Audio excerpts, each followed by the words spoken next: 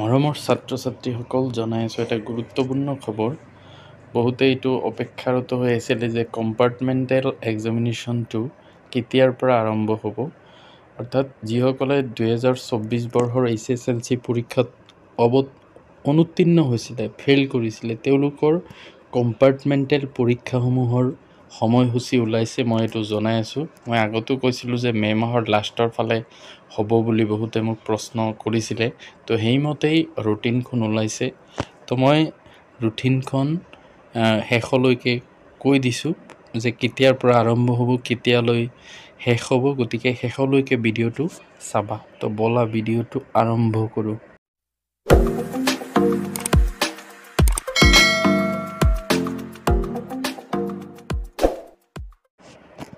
তো এইটো চাব পাৰিছা ব'ৰ্ড অফ ছেকেণ্ডেৰী এডুকেশ্যন আছামৰ তৰফৰ পৰাই HSLC কম্পাৰ্টমেণ্টেল এক্সামিনেশ্যন 2024ৰ এই প্ৰগ্ৰেমটো ওলাইছে।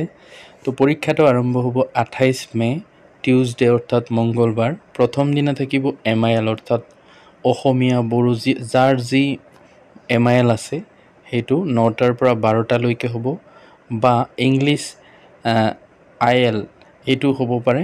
আৰু ভাটিবেলা কম্পিউটাৰ ছায়েন্সৰ ইলেক্টিভ যিসকলৰ আছে তেওঁলোকৰ পৰীক্ষা হ'ব, বা কমাৰ্চ ইলেক্টিভ যাৰ আছে তেওঁলোকৰ হ'ব 1:30টাৰ পৰা 4:30টালৈ।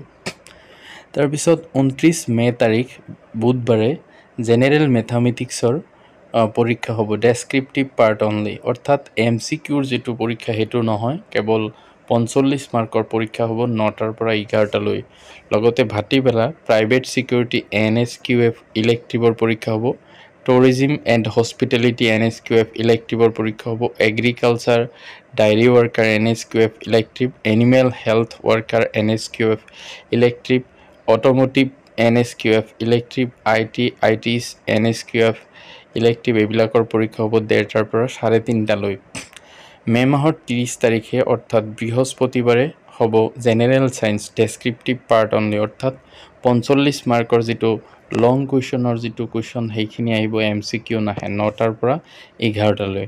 ভাটিবেলা ডেন্স ইলেক্টিভ থাকিব, মিউজিক ইলেক্টিভ থাকিব, উডক্ৰাফ্ট থাকিব, government designing elective, fine art এইবিলাক থাকিব।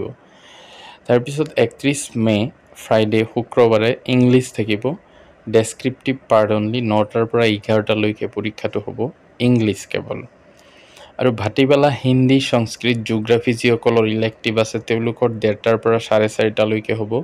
আৰু জুনৰ 1 তাৰিখ ছেটাৰডে শনিবাৰে ডেছক্ৰিপটিভ পাৰ্ট অনলি, অৰ্থাৎ সমাজ বিজ্ঞানৰ কেৱল লং কুৱেশ্যনৰ যিটো পাৰ্ট 45 নম্বৰৰ পৰীক্ষা হ'ব, MCQ নাহে, ভাটিবেলা নাই। আৰু জুনৰ 3 তাৰিখে সোমবাৰে এডভান্সড মেথমেটিক্স ইলেক্টিভ যিসকলৰ আছে, হিষ্টৰী, এৰাবিক, পাৰ্চিয়ান ইলেক্টিভ যাৰ আছে তেওঁলোকৰ পৰীক্ষা হ'ব। তলত লিখা আছে time allowed 2 hours 9 AM to 11 AM and 1:30 PM to 3:30 PM। অৰ্থাৎ যিসকলৰ 2 ঘণ্টা পৰীক্ষা তেওঁলোকৰ সময়সূচীবিলাক এনেকুৱা হ'ব। তাৰপিছত কিছুমান নোট লিখা আছে চাব পাৰি। 5 minutes extra time to allowed from 8:55 AM to 9 AM in the morning shift and 1:25 PM to 1:30 PM in the afternoon shift to read the question papers only। অৰ্থাৎ 5 মিনিট দিয়া হ'ব প্ৰশ্নবিলাক পঢ়িবৰ কাৰণে। The office in charge will arrange the distribution।